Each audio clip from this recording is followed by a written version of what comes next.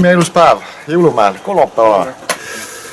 Tead, mis saab veel paremini olla, kui kolmapäeval sõita jalgrattaga ringi nii ilusa nagu päevaga? Täna on Hansgrohe päev. Mida see tähendab? See tähendab seda, et me teeme sellise kiirenduskilomeetri ja vaatame, kes võidu inimeseks tuleb. Aga mis meid ootab ees? Männimets, Seinamägi, imeilus, kaunis loodus ümberringi.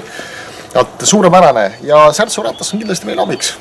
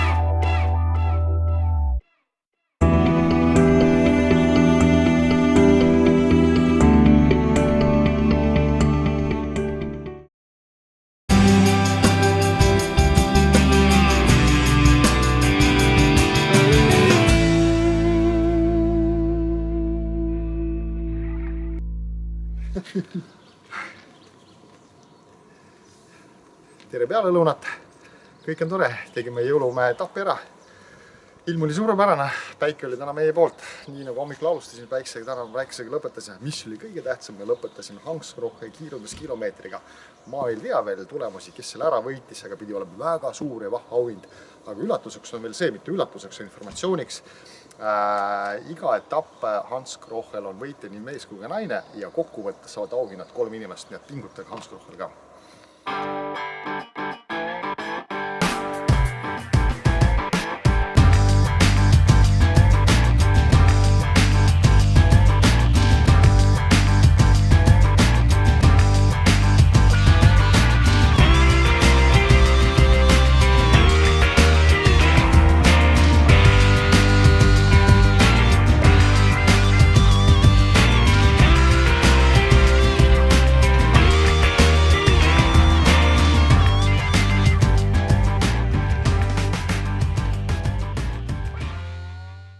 Meil tuleb Eesti terviseradade rattasari, kus rajad on igaühele jõukohased.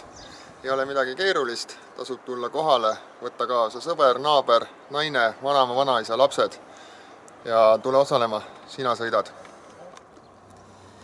Ja kuna AT Spordiklubi korraldab ka ühte etappi, siis omalt poolt võin öelda, et tulge ka Valgehobuse peale sõitma, sest rattaga on metsas just see õige koht olla, sest seal on värske õhk ja seal on olemas rähnid ja seal on käbid ja seal on juurikad, mõnivõrd kukkuda ka, aga see pole hullu. Nii et head suve, head rattasõitu!